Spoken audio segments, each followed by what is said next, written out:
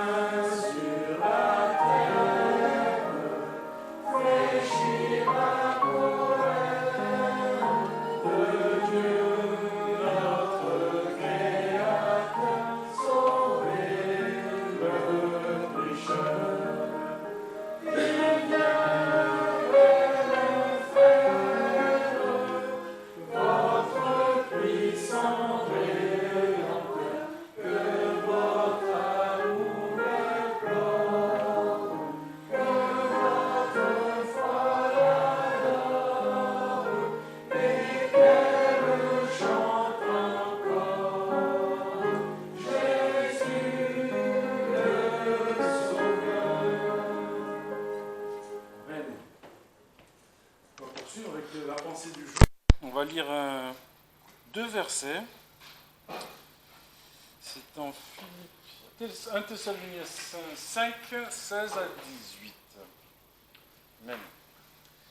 Soyez toujours joyeux, priez sans cesse, rendez grâce en toutes choses, car telle est la volonté de Dieu en Jésus-Christ à votre égard. Frères et sœurs, la parole nous invite ce matin à vivre 3 attitudes essentielles pour chaque chrétien. La joie, la prière et la reconnaissance. Ces 3 exhortations ne dépendent pas des circonstances de notre vie, mais bien de la relation que nous pouvons avoir avec Dieu. Remarquons que l'apôtre Paul nous dit « Rendez grâce en toutes choses et non pas pour toutes choses ». Oui, les épreuves ne sont pas toujours bonnes en elles-mêmes, mais Dieu demeure bon en toutes circonstances. Et notre reconnaissance doit reposer sur son caractère immuable, mais aussi sur ses promesses. La parole nous rappelle, on va lire Psaume 103 au verset 2, bénis, voilà, mon âme bénit l'Éternel et n'oublie aucun de ses bienfaits.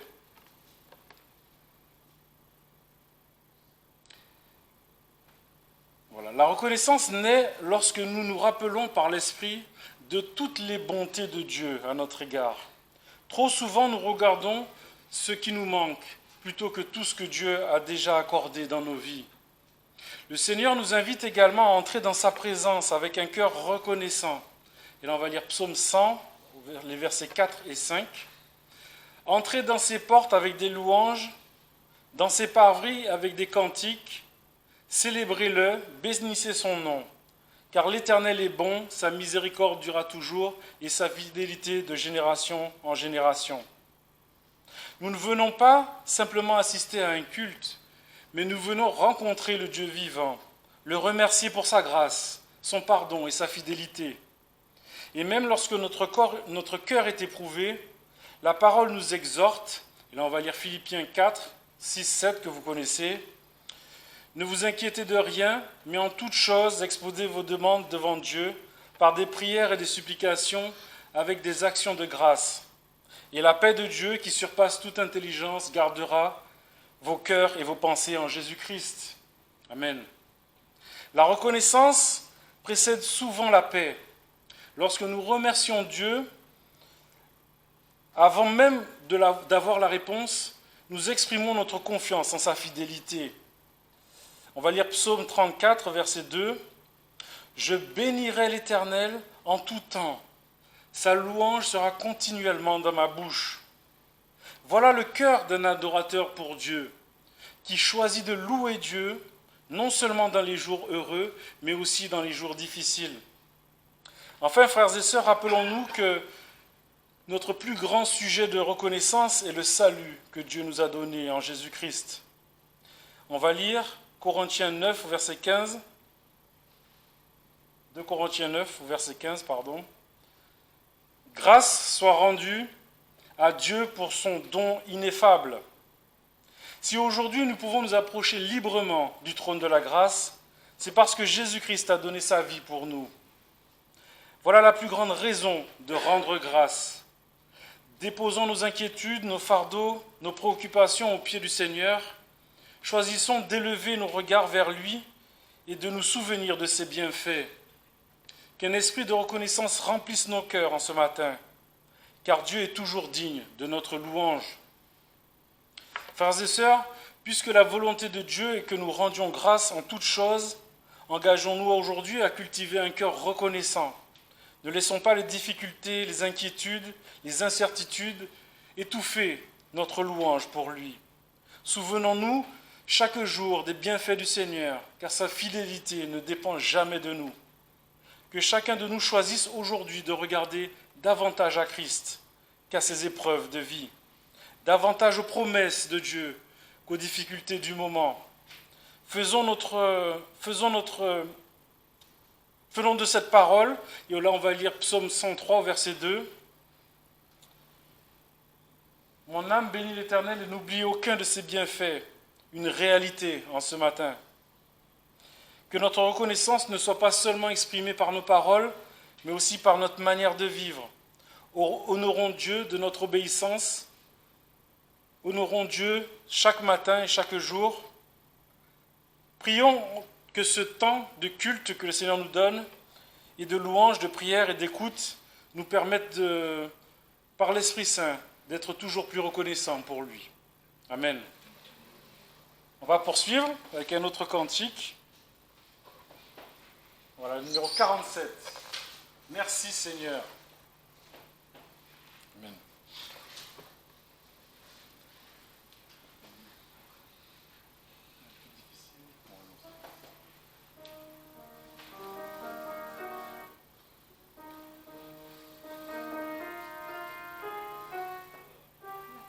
Voilà.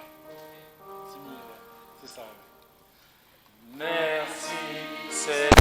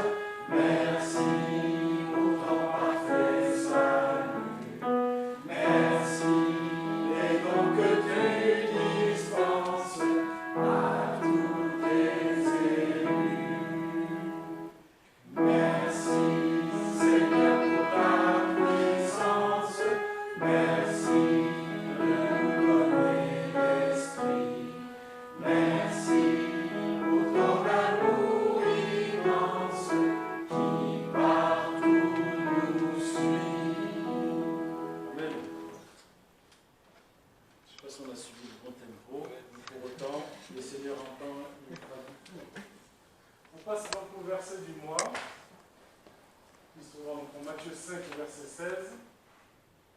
Que votre lumière luise aussi devant les hommes, afin qu'ils voient vos bonnes œuvres et qu'ils glorifient votre Père qui est dans les cieux. Amen. Laisse ça à votre méditation.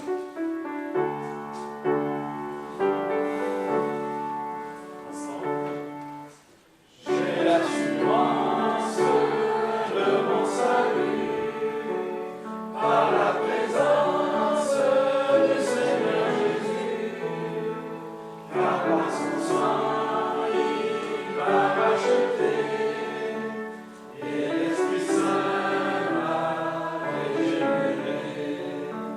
C'est mon histoire, c'est là mon chant, louer mon Sauveur à chaque instant. C'est mon histoire, c'est là mon chant, louer mon Sauveur à chaque instant.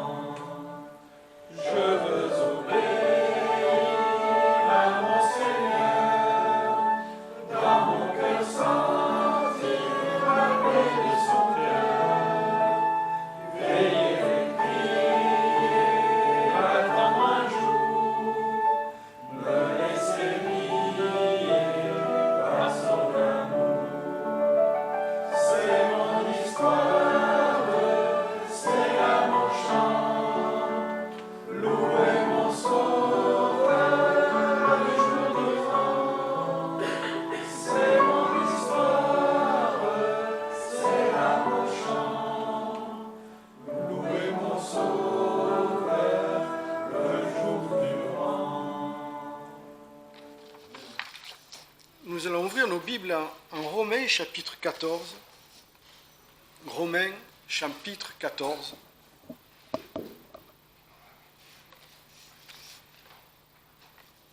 On va lire tout le chapitre. Mais avant, on va prier, Seigneur.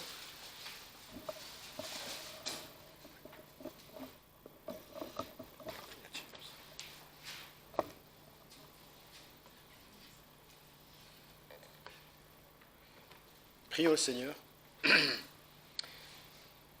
Seigneur, nous te prions de nous conduire dans ta parole, Seigneur, de parler à nos cœurs, à nos esprits, Seigneur, pour comprendre ce que tu veux nous dire et pour aussi nous conformer à ta parole. Tu veux nous enseigner, tu veux nous former à la justice, Seigneur, et que donc ta parole agisse en nous selon ta volonté, par ta grâce, mais aussi, Seigneur, que nous soyons attentifs et que nous soyons aussi obéissants, parce que écouter ne suffit pas, Seigneur, il faut aussi mettre en pratique. C'est ce que tu nous enseignes, Seigneur, heureux ceux qui écoutent mes paroles et qui les mettent en pratique. Alors, Seigneur, nous voulons écouter, nous voulons entendre et nous voulons accomplir ta volonté. Bénis ces instants, Seigneur. Amen. Bien, on va lire donc le chapitre 14 de Romains. Quant à celui qui est faible dans la foi, accueillez-le avec bonté, sans discussion d'opinion. L'un croit pouvoir manger de tout, et celui qui est faible ne mange que des herbes.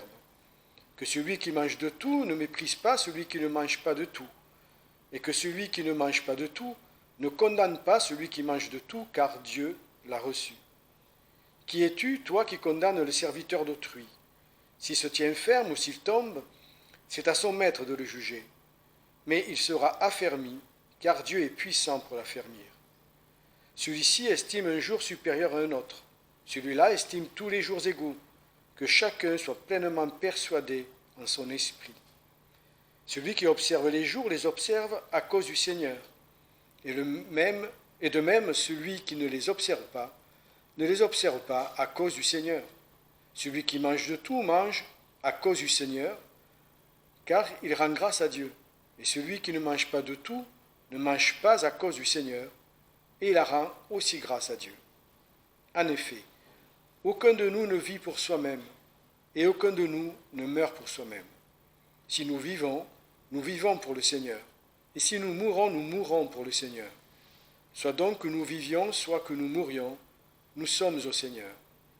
Car c'est pour cela que Christ est mort, et qu'il est ressuscité, et qu'il a repris la vie, afin de dominer sur les morts et sur les vivants. Mais toi, pourquoi juges-tu ton frère? Ou toi, pourquoi méprises-tu ton frère? Puisque nous comparaîtrons tous devant le tribunal de Christ. Car il est écrit, je suis vivant, dit le Seigneur, tout genou fléchira devant moi, et toute langue donnera gloire à Dieu. C'est pourquoi chacun de nous rendra compte à Dieu pour lui-même. Nous ne jugeons donc plus les uns les autres, mais jugez plutôt qu'il ne faut donner aucune occasion de chute, ni aucun scandale à son frère. Je suis persuadé par le Seigneur Jésus, qu'il n'y a rien de souillé en soi.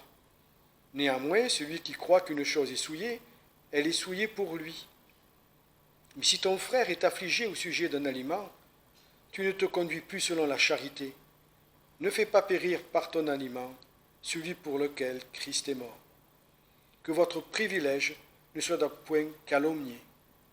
Car le royaume de Dieu ne consiste ni dans le manger ni dans le boire, mais dans la justice, la paix et la joie par le Saint-Esprit. Celui qui sert Christ de cette manière est agréable à Dieu et approuvé des hommes. Recherchons donc les choses qui tendent à la paix et à l'édification mutuelle. Ne détruis point l'œuvre de Dieu pour un aliment. Il est vrai que toutes choses sont pures, mais il y a du péché pour celui qui donne du scandale en mangeant. Il est convenable de ne point manger de chair et de ne point boire de vin, et de s'abstenir de tout ce qui peut faire broncher ton frère, ou le scandaliser, ou l'affaiblir. Toi, as-tu cette foi? Garde-la en toi-même devant Dieu. Heureux celui qui ne se condamne point lui-même dans ce qu'il approuve. Mais celui qui doute au sujet d'un aliment est condamné s'il en mange, parce qu'il n'agit pas avec foi. Or, tout ce que l'on ne fait pas avec foi est un péché. Donc, marcher devant Dieu en bonne conscience. Le Seigneur veut que nous marchions devant lui en bonne conscience. Un tel pense qu'il peut faire telle ou telle chose, et un tel pense qu'il vaut mieux s'en abstenir.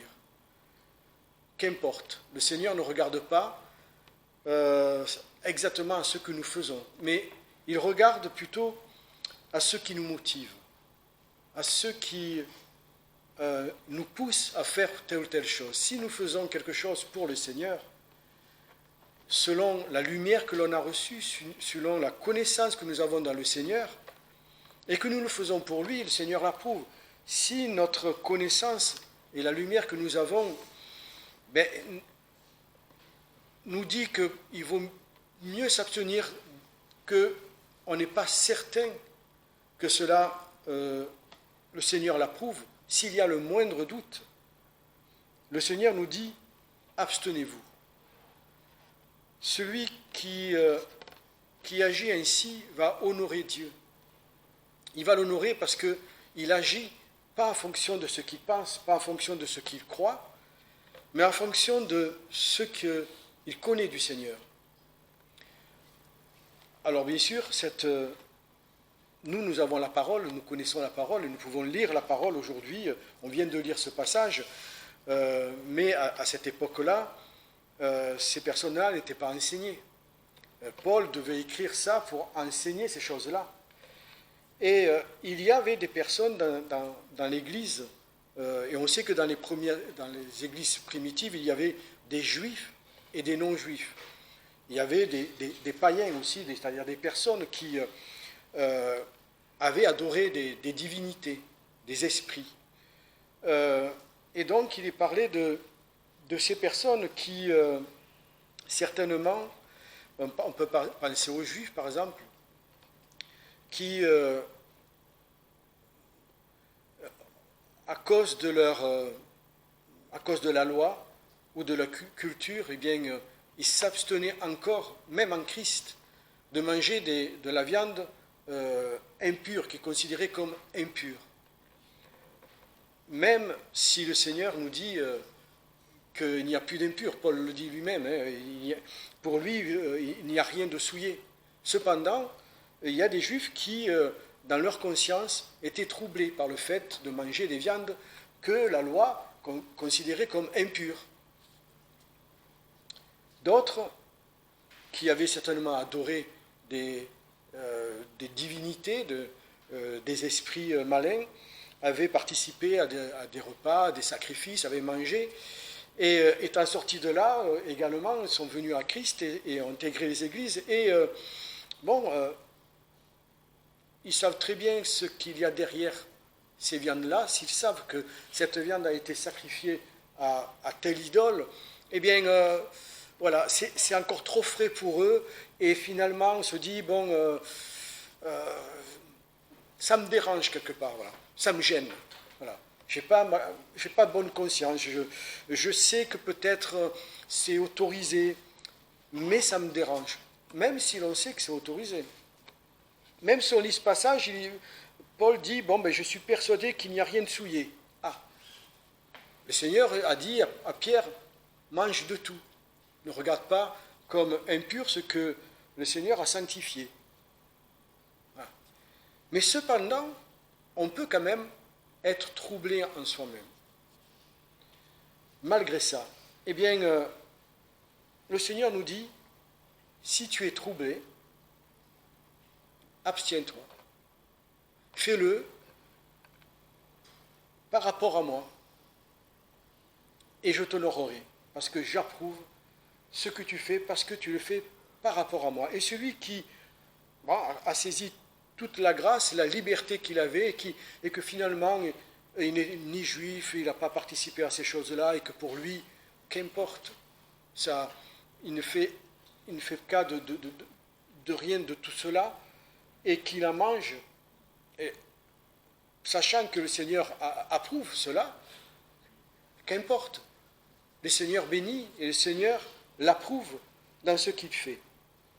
Donc, l'important, c'est que nous fassions les choses selon où nous en sommes, nous, selon la lumière que nous avons, selon le niveau aussi, parce qu'il y a des nouveaux convertis. Là, il est parlé de faibles, et les faibles, certainement, c'était des jeunes convertis au Seigneur. Mais cependant, on peut avoir plusieurs années dans le Seigneur, et encore, on n'est pas tous d'accord sur tout. Il y a des choses qu'on se dit, non, moi je ne le ferai pas. Il y a 30 ans que je suis dans le Seigneur, mais ça ne fait rien. Je ne le ferai pas. Et d'autres disent, moi, non, ça ne me dérange pas, qu'importe. Ce n'est pas une question de nouveau ou d'ancien, même si c'est vrai, les faibles, certainement, ce sont des jeunes convertis qui n'ont pas encore saisi toute la grâce et la liberté qu'ils avaient en Jésus-Christ. Donc nous pouvons tous avoir des faiblesses. Personne n'est parfait. Personne n'est parfait. Paul disait que nous ne connaissons qu'imparfaitement. Personne ne peut dire, moi, tout ce que je fais, c'est impeccable. Nous progressons toujours, nous changeons d'avis, donc nous apprenons toujours dans le Seigneur. L'important, c'est de faire les choses selon le Seigneur. Mais l'apôtre nous avertit de quelque chose, d'un danger. Le danger, c'est que ce n'est pas parce que nous faisons quelque chose en considérant le Seigneur que cela nous permet d'avoir un comportement qui n'est pas conforme là au Seigneur. Et moi, ce que j'appellerais d'avoir une bonne conscience, une conscience pure devant le Seigneur. Bon, ce n'est pas dans la Bible la conscience pure. Mais conscience pure, j'appelle conscience pure une conscience qui est dépouillée de toute iniquité, de tout péché. Oui, en mangeant telle ou telle viande, on ne pêche pas. Mais si, parce qu'on considère que nous avons raison et que les autres ont tort, là, on passe à autre chose. Là, on passe à autre chose. On passe à du péché. À du péché parce que dans notre cœur, à cause de notre niveau spirituel, à notre connaissance, eh bien, nous avons un comportement qui n'honore pas le Seigneur.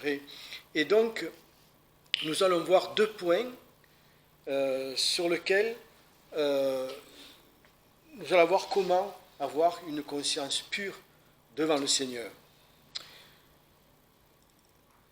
Le premier, donc, nous pouvons avoir une conscience pure en étant humble ou en restant humble. On va lire donc il y aura 2 sous-points là-dessus, c'est verset 3, premier sous-point, c'est la première partie du verset 3, que celui qui mange de tout ne méprise pas celui qui ne mange pas de tout. On peut mépriser l'autre parce que finalement on considère que nous sommes spirituellement, on est supérieur, quoi. On a un niveau spirituel supérieur à l'autre qui est faible dans la foi, qui ne comprend pas ces choses. On essaie de lui expliquer et il ne comprend pas. On peut s'agacer, on peut s'irriter, on peut également donner des leçons aux personnes. On peut dire, oui, mais tu ne comprends pas comment, pourtant les Écritures sont claires, comment encore tu doutes, comment encore tu n'es pas... voilà, on peut le rabaisser, on peut l'humilier, on peut même quelquefois se moquer de sa faiblesse. Et là, Paul dit, et le Seigneur le dit, nous péchons, tu t'enorgueillis de la lumière que tu as, de la grâce que tu as, de connaître ces choses-là et d'être libéré, et toi, tu vas mépriser l'autre qui n'est pas à ce niveau-là, ou qui, même dans sa vie, après plusieurs années, continue de s'abstenir de telle ou telle chose, parce que, voilà, il n'est pas clair là-dessus. Alors là, ici, il est parlé du manger et des jours. Mais ça peut être autre chose. Il y a 2 exemples que Paul donne, mais ça peut être d'autres sujets. Et ces problèmes-là existent encore aujourd'hui. Par exemple, nous voyons que dans nos commerces, il y a de plus en plus de nourriture halal. Voilà. Donc, il y en a qui, qu'importe, kasher, halal, ou qu'on a invoqué n'importe qui sur cette viande. Il y a des personnes qui disent, mais qu'importe, moi je ne considère pas ces choses-là, moi je prie le Seigneur, je demande à Dieu de sanctifier la nourriture, il n'y a aucun problème, pour moi je peux manger n'importe quelle nourriture, et c'est ce que Paul nous dit. D'autres vont se dire, bon, moi ça ne me plaît pas, j'aime pas, voilà. Pas de problème, les jours c'est pareil, certains vont célébrer Noël chez eux, d'autres ne vont pas le célébrer, d'autres vont faire le Nouvel An, vont fêter le Nouvel An, mais toujours eu égard au Seigneur. Évidemment, si on fête le Nouvel An comme le monde le fête, bon là, on sort de la volonté du Seigneur, hein. Mais si on loue le Seigneur pour cette nouvelle année, pour les ans, parce que c'est Dieu qui a créé les années, hein. Il a créé les jours, il a créé les mois, il a créé les années, les saisons. Voilà, il y en a qui encore peuvent louer le Seigneur. Voilà, c'est le printemps, c'est le solstice d'été, le solstice d'hiver. Bon, voilà, je rends grâce à Dieu. Et d'autres disent, non, mais moi, je suis sorti de tout ça. Qu'importe. Qu'importe. Aujourd'hui, ça peut encore arriver, ces choses-là, ou sur d'autres choses. Et donc, le danger, c'est justement que celui qui a un certain niveau spirituel considère l'autre avec mépris. Au contraire, on devrait se réjouir que la personne ne fasse pas ça eu égard au Seigneur.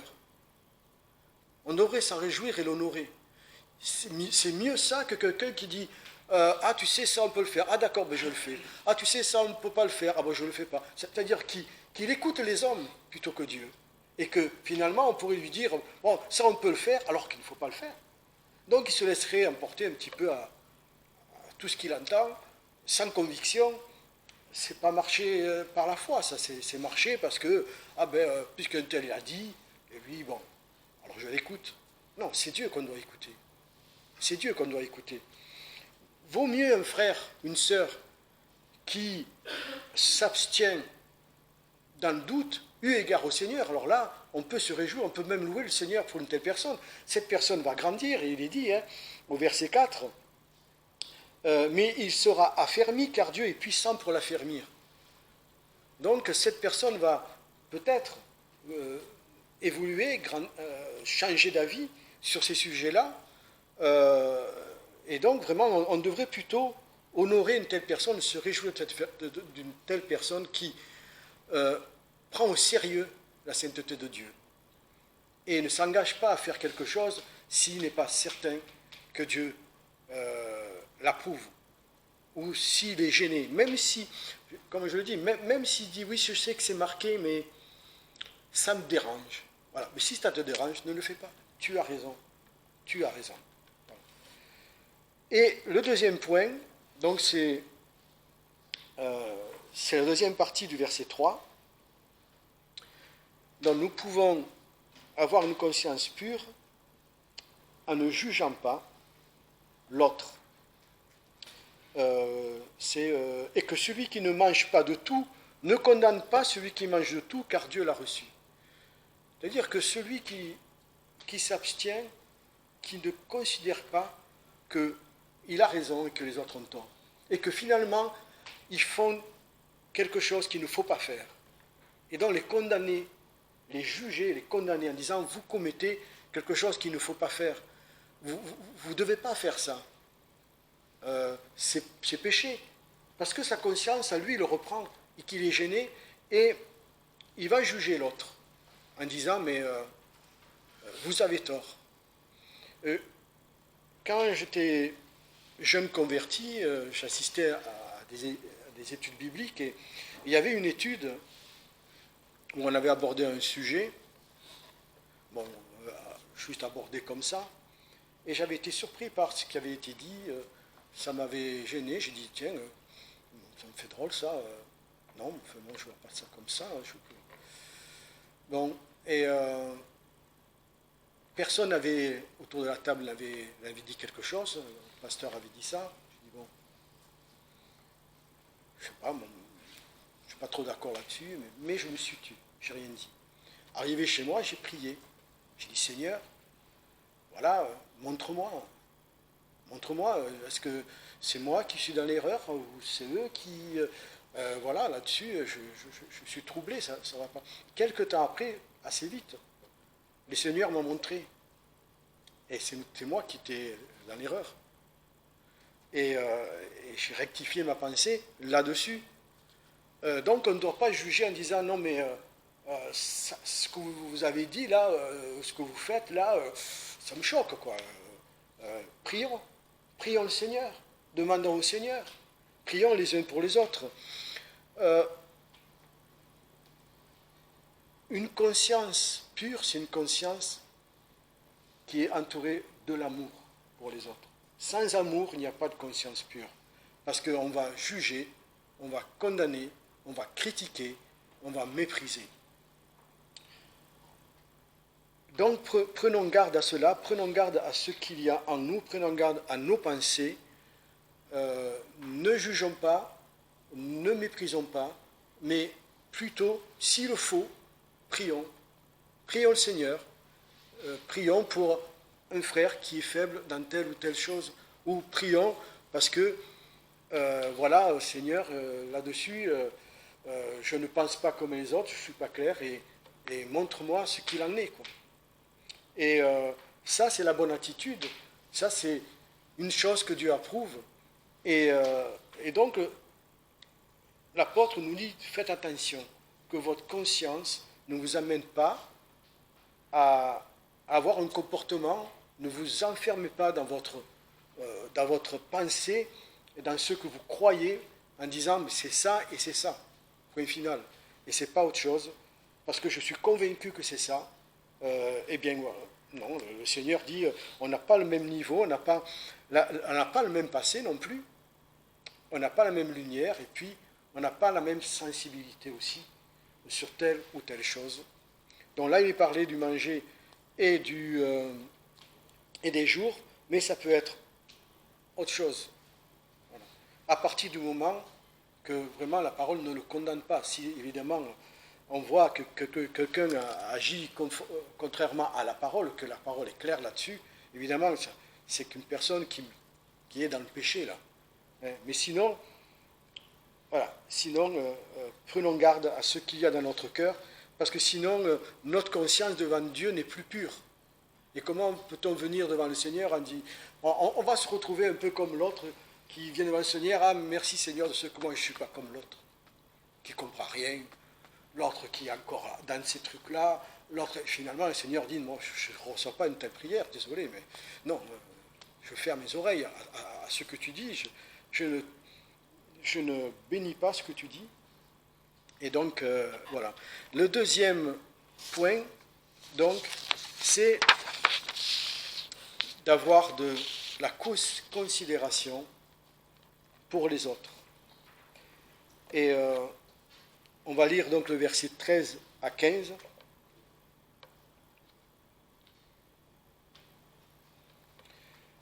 Nous ne jugeons donc plus les uns les autres, mais jugez plutôt qu'il ne faut donner aucune occasion de chute, ni aucun scandale à son frère. Je sais, et je suis persuadé par le Seigneur Jésus, qu'il n'y a rien de souillé en soi.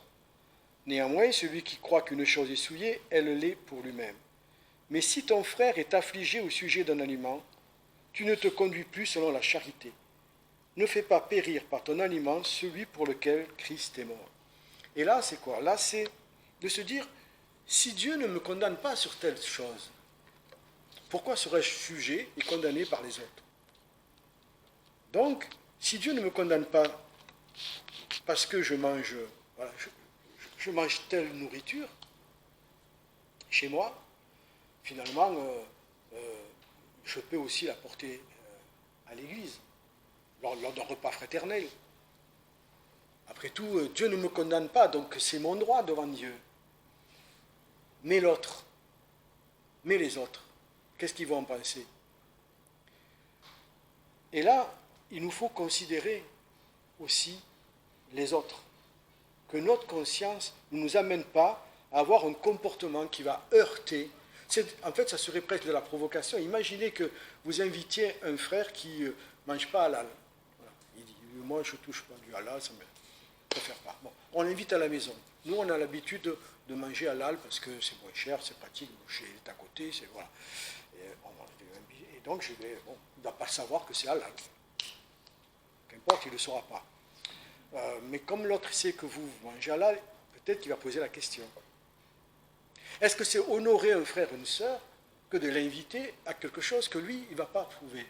Est-ce que c'est comme ça qu'on va manifester de l'amour pour cette personne-là? En disant, bah, je vais lui donner du halal, il ne va pas le savoir, voilà, ça va passer. Non, non, même s'il ne le sait pas. Notre comportement, c'est quoi? Notre cœur, c'est quoi? Qu'est-ce que Dieu voit? Il dit, mais moi, attends, lui, il ne le voit pas, moi, je le vois. Moi, je sais ce que tu fais. Ce que tu fais, ce n'est pas bien. Et je le condamne. Et on peut, par notre liberté, ou peut-être quelque part fausse liberté, parce que là, maintenant, c'est la liberté de faire pécher quelqu'un, parce que si on scandalise quelqu'un, on va provoquer en lui une réaction qui va l'amener à des pensées ou à des paroles ou à scandaliser toute l'Église. Donc, ça, on ne se conduit pas purement devant le Seigneur et on ne se conduit pas avec amour.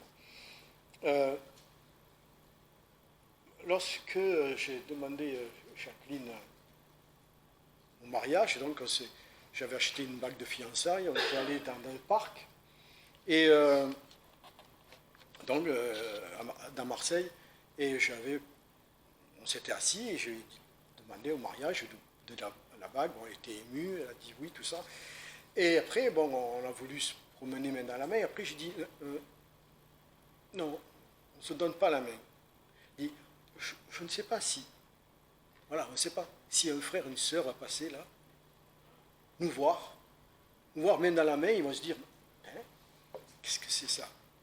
Ils ne l'ont pas dit, ils nous l'ont caché. Il y a un truc là, il se passe quelque chose, et ils ne nous l'ont pas dit, ils nous le cachent. Et je lui ai dit, dimanche, on va l'annoncer à l'Église, et à partir de là, tout le monde le saura, et on pourra librement se promener sans heurter qui que ce soit. On avait le droit de se promener devant Dieu, même dans la mer, à partir du moment où... Mais voilà, le Seigneur m'a dit, si un frère ou une sœur te voit, en passant comme ça, donc on risque de scandaliser quelqu'un, de se faire poser des questions, tiens, oui, ça dure depuis combien de temps cette affaire-là, sans que nous le sachions, voilà. Donc, pensons aux autres. Pensons aux autres, pensons aux conséquences qu'il peut y avoir à faire ou pas faire telle chose. Et peut-être que nous faisons des choses chez nous que nous ne ferions pas dans l'Église, parce que, voilà, peut-être que ça va heurter quelqu'un. C'est juste, c'est bon devant le Seigneur. Que notre liberté en Christ ne nous amène pas justement à mépriser les autres et à considérer que finalement, si Dieu ne me condamne pas, pourquoi les autres vont me condamner? J'ai ma conscience pour moi et les autres, ils n'ont qu'à accepter. Ils n'ont qu'à l'accepter eux. Oui. Mais notre intention du cœur n'est pas droite, elle n'est pas juste. Nous devons... la maturité spirituelle, parce qu'il y a peut-être le niveau spirituel, mais après il y a la maturité spirituelle. Ça, c'est autre chose. La maturité spirituelle nous amène à considérer plutôt les autres que soi-même. Comme il est dit,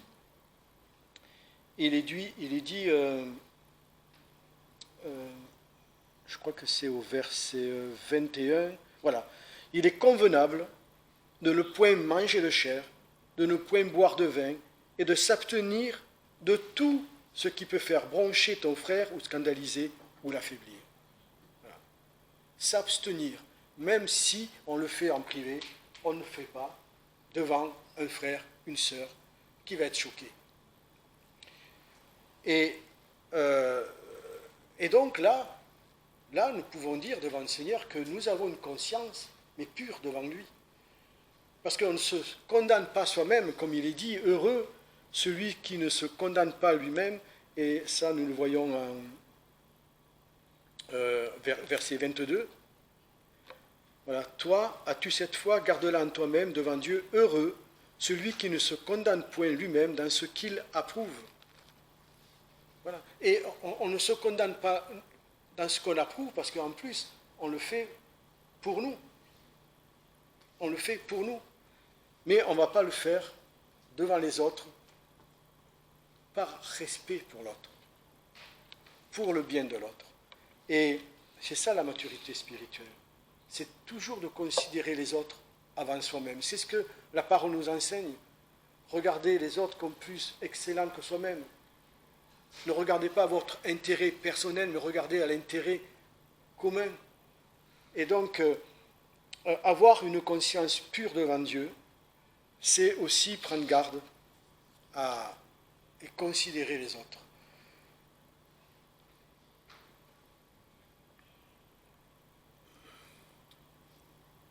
Et voilà. Et en plus, comme je l'ai dit également, le danger, c'est non seulement que nous péchons, mais nous allons entraîner d'autres frères et sœurs. Nous sommes donc un sujet, une pierre d'achoppement aussi pour les autres. Et ça, devant le Seigneur, ce n'est pas quelque chose de bon. Voilà. Et pour terminer, donc, on peut lire le verset 17 à 19. Car le royaume de Dieu ne consiste ni dans le manger ni dans le boire, mais dans la justice, la paix et la joie par le Saint-Esprit. Celui qui sert Christ de cette manière est agréable à Dieu et approuvé des hommes.